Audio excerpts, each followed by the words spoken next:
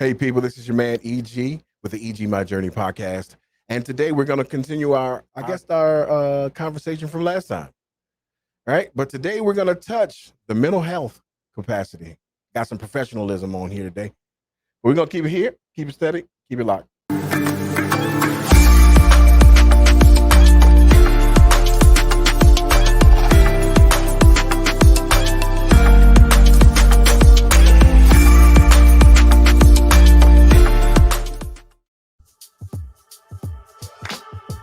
Oh, yeah, we in the building. One more again. Today, got a special guest. Of course, on the last one I had Miss Mika George. But today, I got another component of my care team. A very, very special component of my care team. It's Marlo Best. She's also known to me as my big sister. So we're going to get right into it. Again, we're touching the loneliness of sickness and disease. And is it lonely or what is it?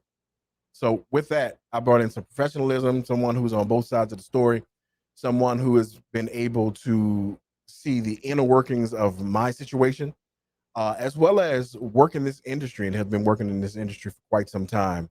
She is a LPC and what? NCC. Hold on. She's going to explain all that to you. I don't have that part. So nevertheless, if you can, tell us a little bit about yourself. Okay. Am I your sister? Yeah, you're my sister. What do you mean? Come on. You didn't say so. Okay. So he's my little big brother. And my credentials is LPC NCC, which is licensed professional counselor, and I'm nationally certified as well. So that's who I am.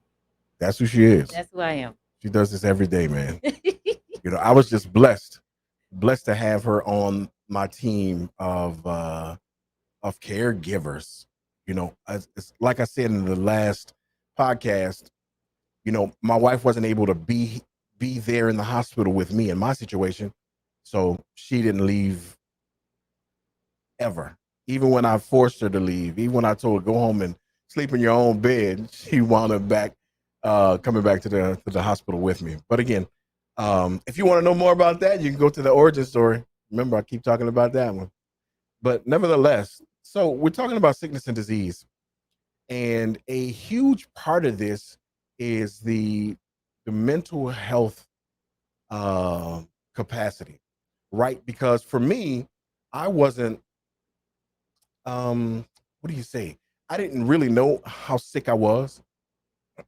And when I started to figure it out, there were still some things that I needed on the outside of who I was. And what I mean by that is I needed some reassurance. I needed some covering. I needed, those things. I just needed some extra stuff that I didn't even know that I needed. So can you tell me what you saw in the moments of me going into the hospital? Initially, I saw someone that was very ill. Wow. Yeah, very ill. And I was very concerned because I didn't feel like the medical professionals knew what they were doing or knew what they were working with. Right. So that was a main concern of mine.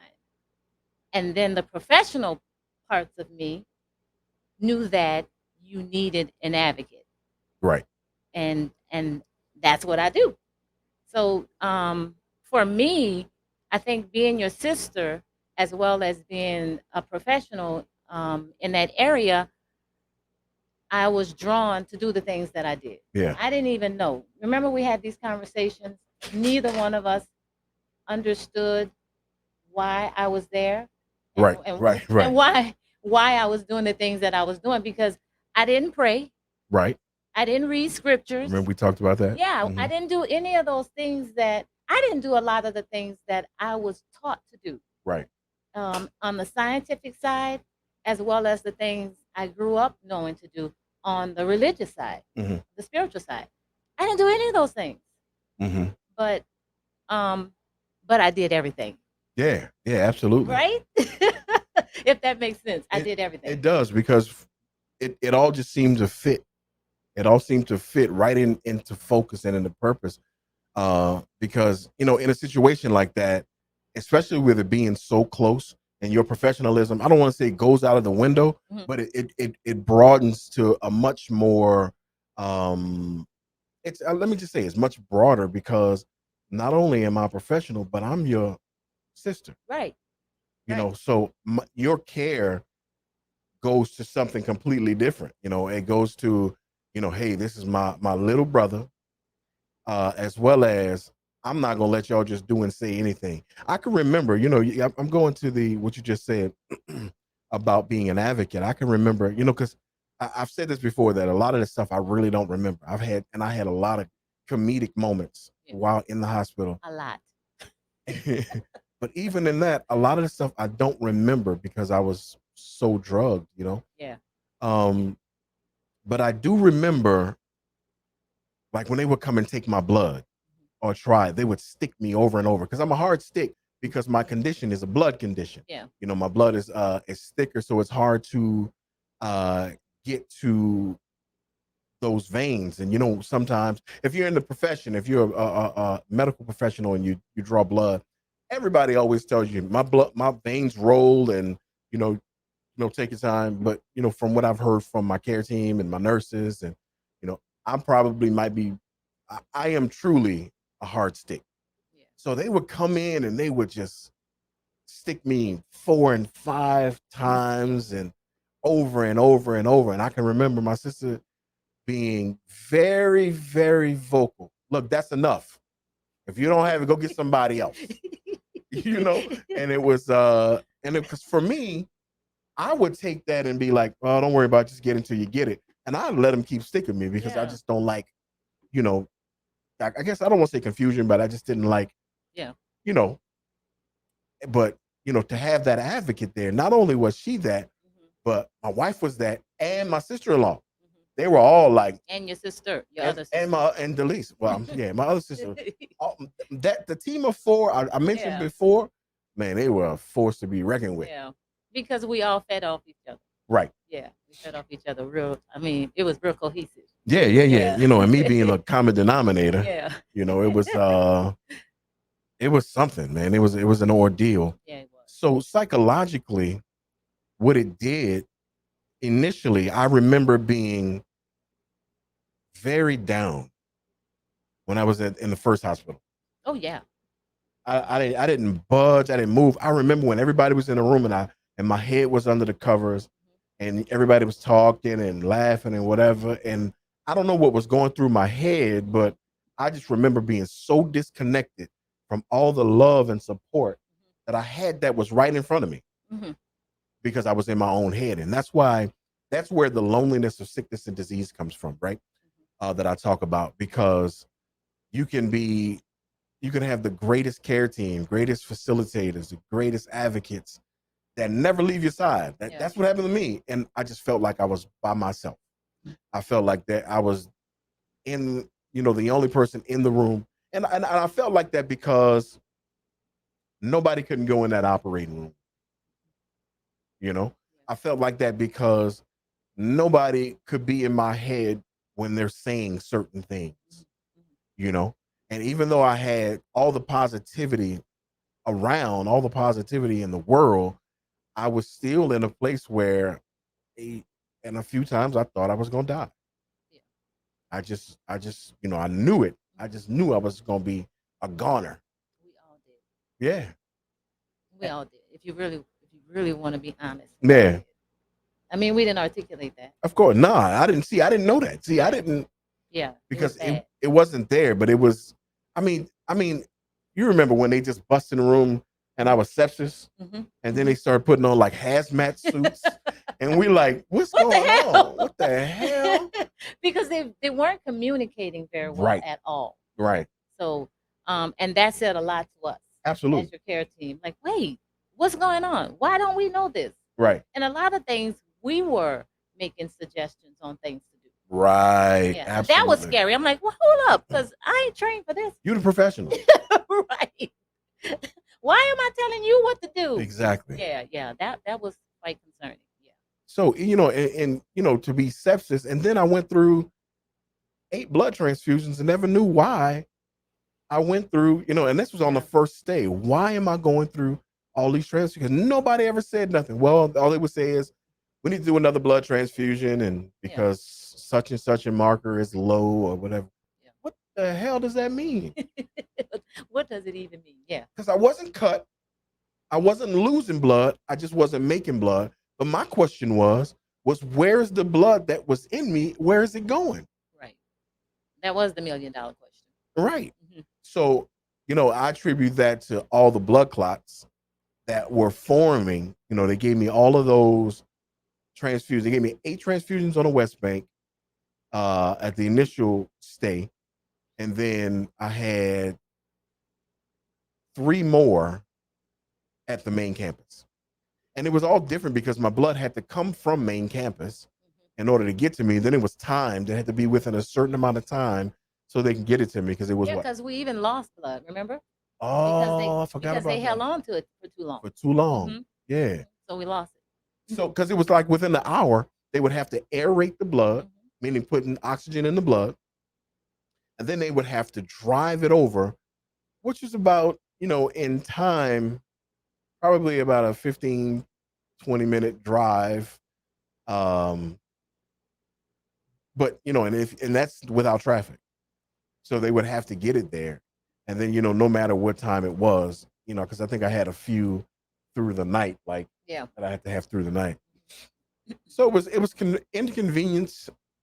I guess, I really can't say, but nevertheless, one of the things that intrigued me was they have all these things going on, but nobody knows nothing. Nobody knows nothing. Nobody knows nothing, but everybody had a lot to say about what to do. Everybody. Or what not to do. And that was absolutely crazy. And listen, the reason we're talking about this, because my journey is giving you, some real solid facts on my journey, on Eben George's journey. But throughout time, man, I've heard so many people say that I had the same situations. I've had, circumstances that have come up that, that remind me of me or my mother or what have you. And so the things that I would ask is, how about, how were you mentally? Yeah. How did you deal with that? How did you move on from it? And, I found many, many different answers. So in the psyche, so let me ask you, because you had both sides. Mentally, how were you? Other than being drained, because I know you were drained, because we did 33 days in the hospital. So I know you were drained physically, and it had to be mentally, from being over there and having to kind of keep me up. Yeah. And not just you up. I did everything I knew to keep Mika up too. Yeah, no doubt. And Mama. Yeah. And the trillions of phone calls that I was getting. Lord. So, but intuitively, because I didn't, give my complete title, which is clinical mental health counselor and intuitive life coach. So the intuitive parts of me, the parts of me, the higher parts of me that doesn't need facts to know what to do, or that I'm doing the right thing. Yeah. So I knew to just stand. I knew that it was bigger than what my eyes could see, my ears could hear. I knew that. Intuitively, I knew that. So, I'm no stranger to walking in spiritual things. Yeah. So I just took that approach. That's just where my plan had to land and stay until, I was given the okay to let go. Yeah. So that's why I held on so tight. That's why the days that you made me go home, you found me back on that sofa at 3 in the morning. Right. Because my spirit was like, get yourself back to that hospital. And I could not sleep. I could not go home and get any rest because I was not in the right place. So, Right. So yeah, it was the spiritual parts of me, the higher parts of me knew to just stand.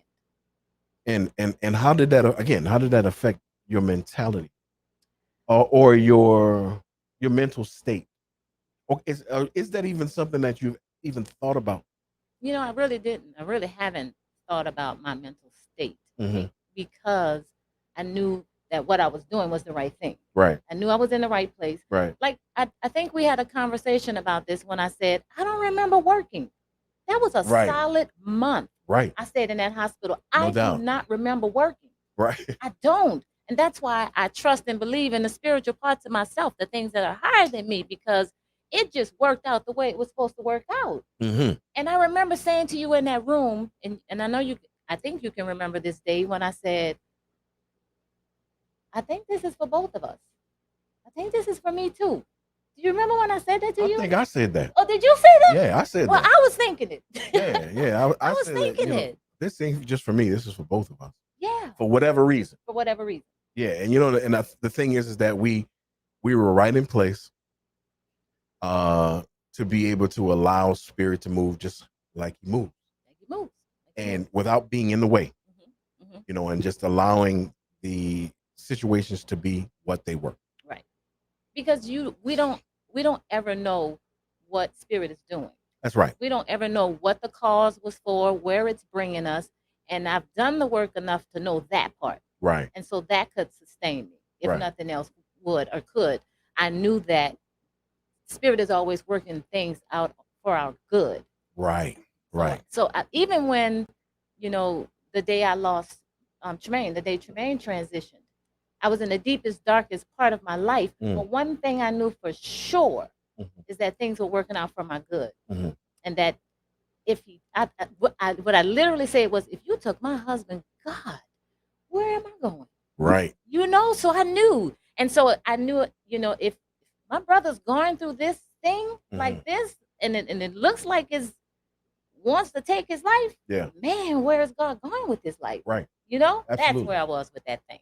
Absolutely. Yeah. And to move on that one, that's something I want to talk about even here today, with the loss of life of my sister's husband. My brother-in-law was probably one of the best men that I've ever known, and I'm not saying that in hindsight. I would say that even before, the dude was just amazing. I mean, he was a grand person, very subtle, very humble and solid. But if you didn't see him in the room, you wouldn't know he was there, because he didn't make noise, he didn't make waves, but he solved problems, which was absolutely amazing. He solved issues, and he stood as a man. He was a great role model for me.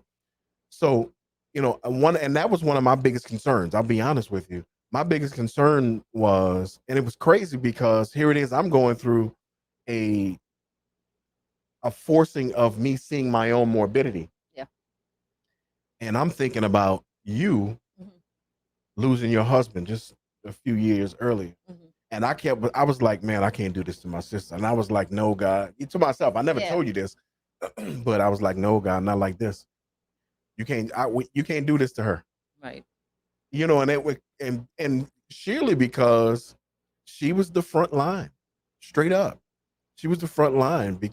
Again, because my wife couldn't be there. My wife had just had a mastectomy. Right. So my sister stood in and, God put her in the right place where she had the training. Right. As well as the life experience.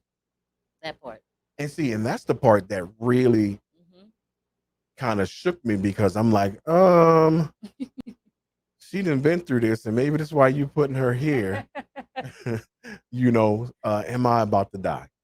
Straight up. Wow. Straight up. Well, that kind of crossed my mind too, because of my doula work. Yeah. I thought, man, are you like giving me, real life experience? Yeah. With someone that's really, really close to me, to walk through this death doula experience. I just didn't know. It was a lot of things going through my head of why and reasons for what we experienced. But again, I have enough experience to know that it's greater later. Yep. Absolutely. And I don't have to know the middle. I just want to know the end. Period. And the end was life, and more abundantly. Yeah. Yeah. And in that, man, I just feel like there's so much more that's going on. Excuse me. Uh, that's going on. That's coming forth. Yeah. Not just with this podcast, but just general things in life. And the reason that this podcast is so important to me is because it gives us a position to tell our stories. And I say our because I'm not just talking about my story, but to tell the story that people might be blessed to hear it because they find themselves being by themselves. Find themselves being by themselves. And what I mean is in their own mentality, in their own mind, they're by themselves, they're alone. And I know that because that was me. I remember getting out of the hospital, seeing one of my mentees, and the guy he was just like, man, we heard you were dead. And he was just talking about, man, we sat around crying. And God. I'm talking about some gangsters. I ain't talking about just no little guys who's just doing, maybe working a little job. I'm talking about gangsters. Yeah. And they were just talking about, and so my concern was, mentality and psyche. So I made it a point to be seen in my old neighborhood. Shout out to McDonaldville. uh and to go and see, my guys, man, just to let them know that I was all right, that things were fine. And I think what it also did was it gave people an idea that in the midst of any circumstance or in the midst of any situation, that there's always possibility to come Yeah. through. Yeah. Because if not, then what? We live, especially in the state that we live in now, especially with Yeah. what's going on in our streets, not just with us, but with the with law enforcement. Hmm. It's like it's easy to give up. Yeah. And the last thing I had was give up on my mind. It was just fight, fight, fight. Even when I started going through them those crisis moments, Right. it was still fight, fight, fight. Yeah. You mean those moments where it took a couple of hours to 2 hours 2 hours? from pain. Yeah. And I had pain from my pelvis all the way down to the middle of my foot. Yeah. That those were crazy, and I've mentioned that before. I mentioned that in the first broadcast as well as in the origin story. Mhm. And again, I implore you to go and check out that origin because it gives a little bit more in depth of what actually happened with me in the hospital. Um, Events as they happened, it's probably a little bit easier to talk with somebody. Like it was easier to talk with my wife, and it's easier to talk with you because you guys could give more a better account Yeah. from the outside looking in. But I'm sure again, we could because a lot of it you just didn't remember. no, no, no, no. And I think I didn't remember that. I think that's the way, we're built, and coming off with that God gives us, Hmm. that he'll take away from us. Because I've heard over the years many, many times people say, like people that give childbirth, that birth a child, they say, yeah, I remember it, but I don't remember the pain. Yeah. I remember the situation, but I don't really remember the pain. Yeah. And that never made sense to me, but now I get it Yeah. because I remember it, but I don't remember the pain. I don't remember how much it hurt. I remember how I reacted. Well, that has to be God's grace and mercy. Absolutely, Hmm. absolutely, It has to because sheesh, be. I just remember how I acted. I remember going at God's neck saying, "No, not like this. You're not about to take me like this." Yeah. And and I was in a bout of, I don't know if it was anger or I was in fight or flight mode. Absolutely. Fight, flight, or what's the other one? Freeze. Freeze. No, I was in fight. I was fighting, and I was thinking about my wife, my kids, my family, Yeah. you guys. I was just like, nah, we're not about to do that. Yeah. There was even that time when the doctors came in and gave us that awfully drab. Remember that? I mean, Which, which one? when he came in to talk to us about the progression of the cancer and where it was, and it was just like no hope. It was like, okay, good luck. No, I don't remember that. You don't remember that? No. Oh, he came in and all of us was in there because we had been waiting, and Oh, we that. just didn't expect him to be so hopeless. Yeah. Like he, Oh, like he gave us nothing. in that first day. Yeah, That's when y'all jumped down his throat. yeah. So I told y'all about Ate his lunch. ate his lunch. And you know, when you nervous or when you're in something, you can only do a couple things. Yeah. You can scour or you could just grin it out. And I just remember him just grinning it out, just just like, oh, they kicking my ass. Oh yeah, yeah, on purpose. And it was prepared, it was planned. And like I'm telling y'all, man, my care team was, I mean, we had mental health professional, then we had my sister-in-law who is chemistry, biology, and just has a knack for this stuff. Then you have my sister who's worked in the medical industry. On the nursing and surgery side. Exactly. Mhm. And then you have my wife who is an educator. And it's like you're not just want to come here with just anything. And I didn't say nothing the whole time. I just sat back and listened. And at this time, I think this is one of the moments while y'all talked to him, I had the covers over my head because I was feeling some kind of way. Yeah. And I think wasn't that advocate lady in there as well? Somebody The else was hospital in. advocate? Somebody else was in there. Because I kept ribbing her. Yeah. You ripped everybody. Yeah. You ripped everybody. I don't know. It's It just was natural. thoroughly ridiculous. It was natural. I felt bad for anybody that stepped in that room because they were gonna get it. Man, you're like, this dude here too long. We got to get rid of him. He got to go. Right. And if they were like soft and took things personal, And there I were was some like, that did. yeah, I was like, oh, you're not gonna make it. You ain't gonna make it coming in here You're with not gonna me. make it. Not coming in with me. Oh, But God. it was those light things that kept me going too. Yeah.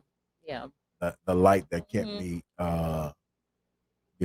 my mentality up Yeah. Yeah. because it was easy to Make light of it. well, it was easy to fall into the darkness. Yeah. Absolutely. That was the easy thing.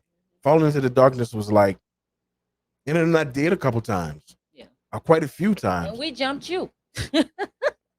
You remember? You No. remember what you said? No. Well, let me just start preparing my things. Preparing to leave or what, something similar to that. Oh, and yeah. and we all jumped up. I knew I was- First. Mika grabbed you and was like, "And do what?" I was like, "Right? He tripping. Like, boy, you tripping. You don't let this man come in here and trip you out."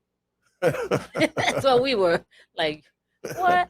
Man, back up. Sit down. We got this." Yeah. Yeah. You know what? I thought that, but I didn't No, realize you that. said it. Oh, You said it, and Mika caught you real fast. wow. And the Okay. rest of us we just jumped on board because I was like, hold up, let Mika do her thing first, and I'm gonna jump in and get me a piece. Yeah. Again, when you're in that situation, Yeah, man, yeah, if you don't have yeah. The most important thing is, I don't mean to cut you off. no, you good. But the most important thing is to guard your thoughts. Ooh, And that's that's good. what we did well. Yeah. We helped you guard your thoughts. Yeah. So we didn't allow you to go there and think that maybe we might have, but we weren't gonna allow you to. Right. And then we bounced off each other. Yeah. Because it's the important part is that I don't, because that's where the healing is gonna come in from within me. Absolutely. Uh Absolutely. You're your own creator. Absolutely. So if I start thinking, oh, I'm dying, You're guess gonna what? die. You're dying. You're gonna die. You Absolutely. will die. You are what you think. You can be the picture of health. That's right. You're gonna And die. you're gonna die. You're gonna die. I just had this conversation with my girlfriend. They were kind of insinuating that she may have cancer. Right. And she called me, and before she went inside, and she said, "Marlo, they're saying I may have cancer." I said, "You do not." Yeah. And she was like, "Yeah." I said, "Why would you have cancer? Why would God give you cancer right now? All the things you're doing." And she was just like, "Yeah." Until she finally heard what she needed to hear. Yeah. And she was like, "That's right. I don't have no cancer." And then she went to another doctor. She went to two doctors. Mhm. And then eventually we found out it was as simple as using the restroom wrong. Sheesh. They gave her cancer.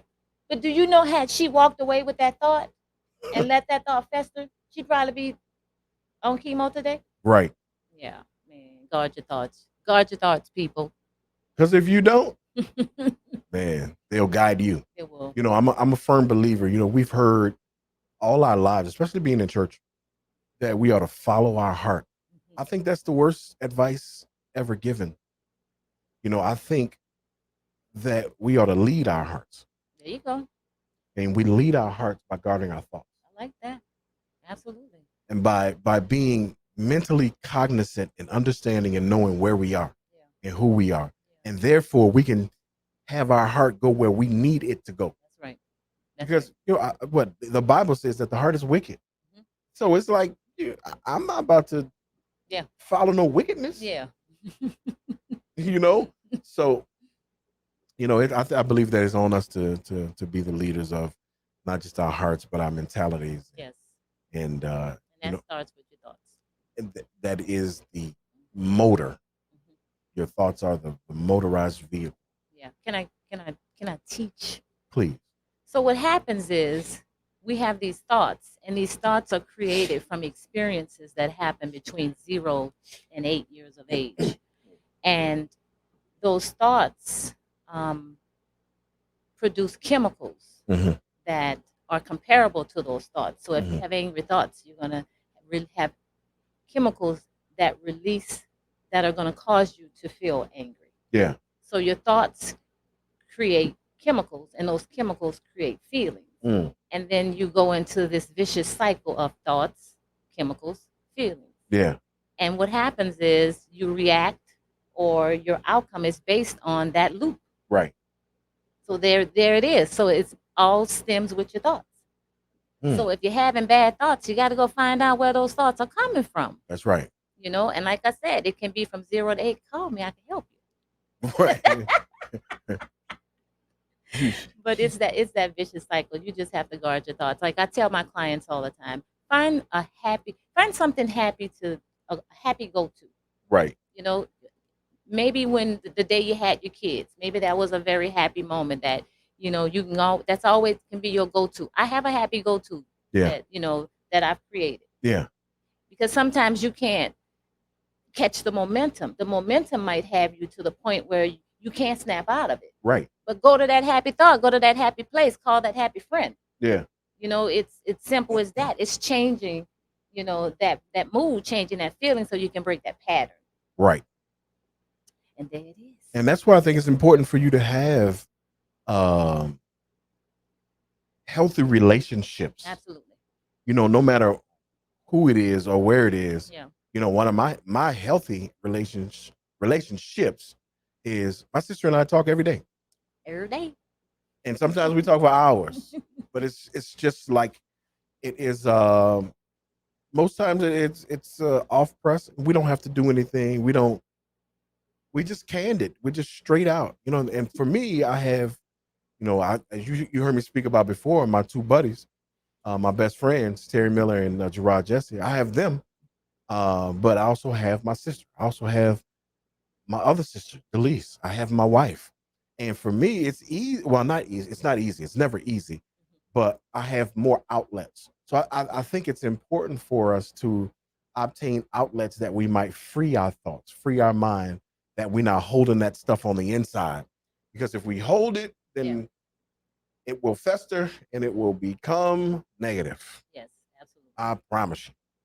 And will become nasty. Yes. I guarantee. Yeah, and make sure that those people that are your confidants, or you may call it your prayer buddy, or you just make sure that those people aren't judgmental. Yeah. And they'll allow you to be your authentic self, because that's important. Because you have to be able to be, frank. You have to be able to be honest. That's important, because if you lying to the person that you're confiding in, then it's not helping you, because you're really not getting out what you need to get out. It's fruitless. It's fruitless. Yeah, you can't win like that. No. Here it is. Why would you fabricate for someone else Mm-hmm.